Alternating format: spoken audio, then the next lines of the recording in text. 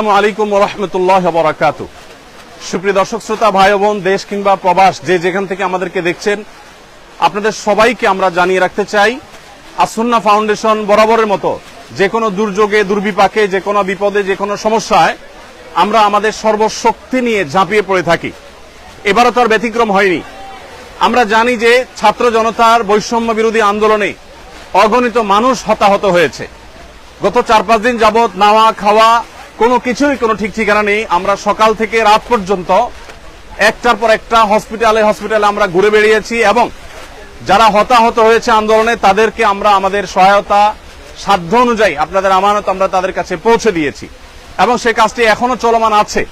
আলহামদুলিল্লাহ, আমরা এই কাজটিকে যথাযথ সুন্দর রূপে এমনভাবে করছি যাতে কোনো মানুষ বঞ্চিত না হয়। যারা আহত হয়েছেন তাদেরকে চিকিৎসা, যারা পঙ্গুত্ব বরণ করেছেন বা মৃত্যুবরণ করেছেন